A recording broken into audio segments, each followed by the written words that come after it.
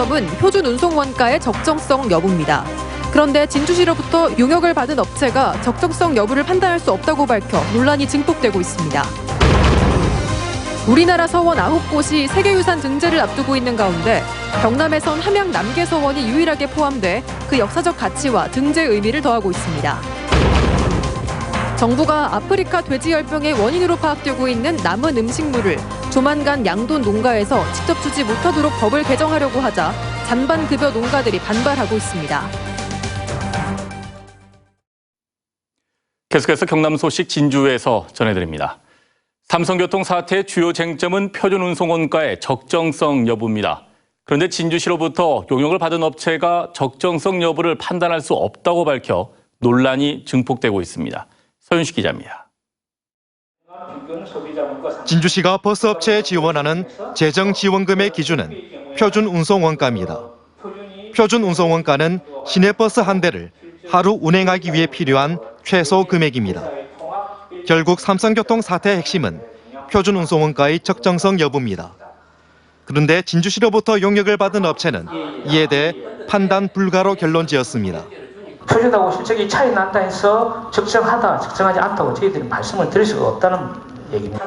최종 용역 결과를 보고받은 일부 시의원들은 이럴 거면 용역을 왜 했느냐며 반발했습니다. 적정성 검토를 어떻게 말할 수 없다 하면 도대체 그러면 이 결과를 가지고 저희 시나 저희 여회에서 시민단체에서 어떻게 받아들여야 됩니까? 용역 보고서 자체가 오류투성이라는 질타도 이어졌습니다. 모 업체 관리직 6명의 연간 임금이 1억 2천여만 원으로 나와 있는데 사실과 부합하지 않다며 보고서 자체를 신뢰할 수 없다는 겁니다. 부산교통 관리직한테 1인당 1억 2,500만 원을 줬다라고 허위의 숫자가 올라오고 우리 진주시의회에서는 받을 수 없는 자료라고 저는 말씀드리고 싶고 도드라진 건 기존 주장의 대리뿐이었습니다. 4개 회사가 똑같은 월급을 똑같은 돈을 줬는데 3개 회사는 그럭저럭 살았고 하나는 마이너스 7억이 됐으니까 진주시에서 돈을 더 내놔라. 진주시의원이 이게 문제가 이름을 잘못된 걸 잡아야 되지. 이 같은 상황은 시의회의 시내버스 특위 활동에도 영향을 미칠 전망입니다. 위원장 선출을 두고도 갈등을 빚고 있는 시의회 특위가 판단 불가 보고서를 받아들고 시내버스 문제를 어떻게 어디까지 접근할지 용역 결과는 논란만 키우고 있습니다. MBC 뉴스 서윤식입니다. 조선시대 학문을 연구하고 선연을 모셨던 서원 9곳이 세계유산 등재를 앞두고 있습니다. 경남에서는 함양 남계서원이 포함됐는데 이준석 기자가 그 의미와 가치를 살펴봤습니다. 전 언덕 위에 자리한 고택. 1552년 조선명종 7년에 세워진 함양 남계서원입니다. 학문을 교육하고 실천을 논하던 명성당. 그 뒤편엔 일두 정여창 선생을 모신 사당이 있습니다. 앞쪽엔 공부하는 공간을, 뒤쪽 높은 곳엔 선연의 사당을 두는 조선시대 서원의 정형을 보여줍니다. 남계서원은 조선시대 대학자였던 일두 정여창 선생의 학문과 덕행을 이어받기 위해 후학들이 세운 서원입니다. 성리학을 발달시킨 선구자다. 그다음에 우리나라 도학의 종주다. 조선시대 때 동국 18현에 오르게 되어서 몸에 배양이 되어 있고 이곳 남계서원은 경북 영주의 소수선에 이어 우리나라에서 두 번째 건립된 서원으로 역사적 가치도 뛰어납니다. 임진왜란 당시 의병 활동을 주도했던 남계서원은 왜군에 의해 전소됐다 1612년 중건됩니다. 그 뒤 흥선대원군의 서원 철폐, 일제강점, 한국전쟁의 풍파 속에서도 제 모습을 지켜왔습니다. 조선 16세기, 17세기경에 가장 전형적인 서원의 형태를 그대로 유지하고 있는 서원으로 이렇게 평가가 됐죠.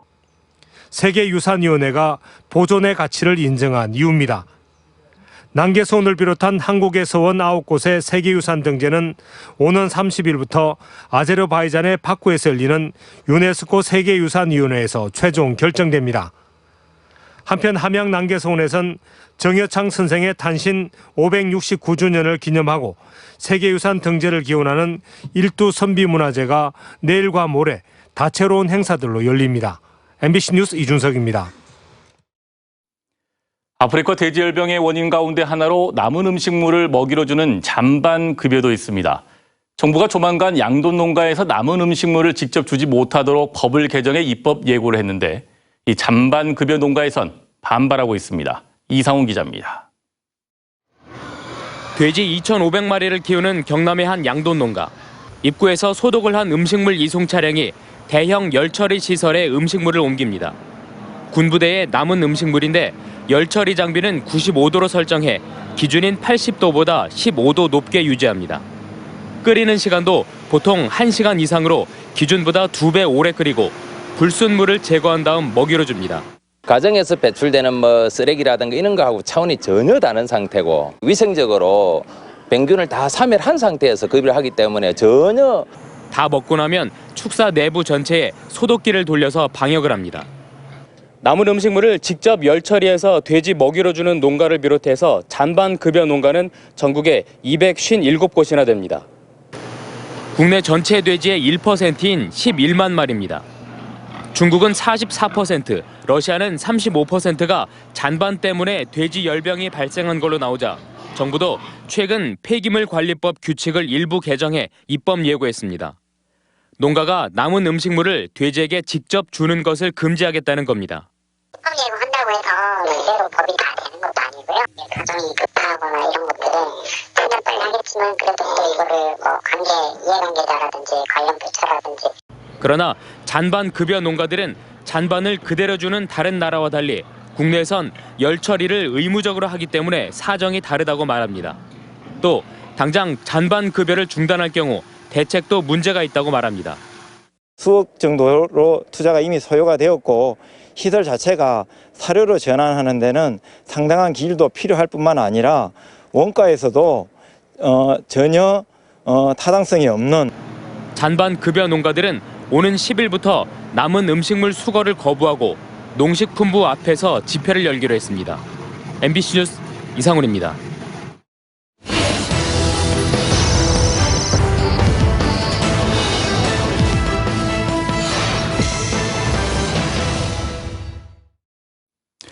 다음 소식입니다. 김지수 도의회 의장이 경남 학생인권 조례안 본회의 집권 상정을 거부한 데 이어 더불어민주당 경남도당이 김 의장 결정에 지지 입장을 밝힌 가운데 학생인권 조례 제정을 찬성하는 민주당 도의원들이 의원총회 소집을 요구하고 나섰습니다.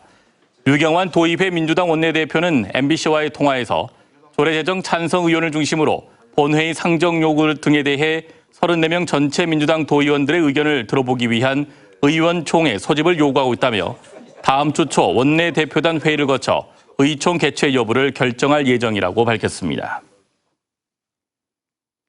거창 지역의 11개 시민사회단체들이 오늘 거창군청 앞에서 기자회견을 열고 거창국제연극제 상표권 매매 계약을 파기하라고 거창군에 요구했습니다.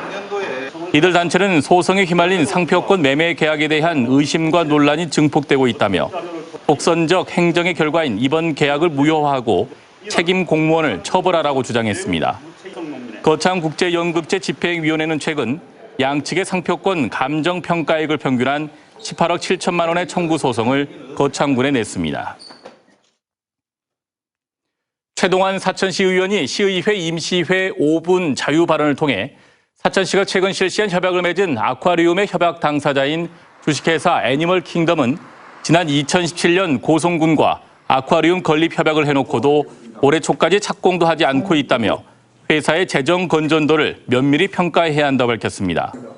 또 아쿠아리움을 초양도에 건립하는 것은 사천시 경제에 큰 도움을 주지 못한다며 장소 적합성에 대한 문제도 제기했습니다.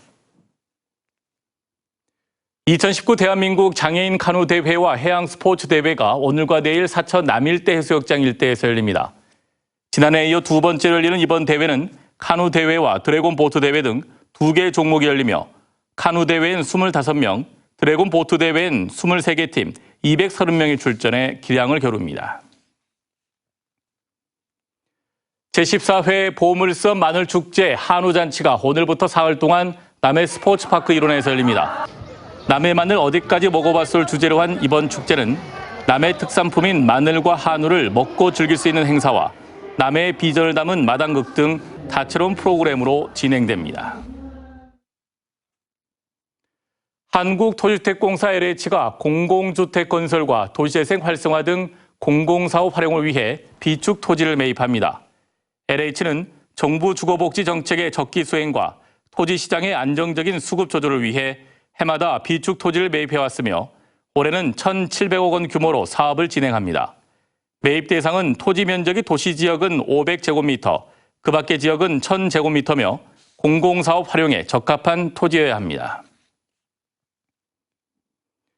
거창경찰서가 목욕탕 탈의실에서 현금 230만 원 훔친 혐의로 54살 A씨를 구속했습니다. 경찰에 따르면 A씨는 지난 1일 밤 9시 45분쯤 거창군 거창읍의 한 목욕탕 남성 탈의실에서 잠겨있지 않은 사물함을 열고 B씨의 옷을 뒤져 현금 230만 원 훔친 혐의를 받고 있습니다. 남해군이 발행한 지역화폐 화전이 활발하게 유통되는 것으로 나타났습니다. 남해군은 지난 1월 31일 첫 발행한 화전이 지금까지 만원권 6억 7천여 원을 비롯해 모두 9억 원가량이 풀려 애초 올해 발행 목표액 15억 원의 60%를 넘어섰다고 밝혔습니다. 2019 한국관광혁신대상에서 진주시가 마케팅 부문 우상을 수상했습니다. 서울시와 한국관광학회 등이 함께 마련한 이번 한국관광혁신대상에서 진주시는 다른 도시를 직접 찾아 펼친 관광 마케팅과 관광객과 쌍방향 소통하는 블로그 운영, 관광객 유치 인센티브 지원 등이 높은 평가를 받았습니다. 지금까지 진주였습니다. 고맙습니다.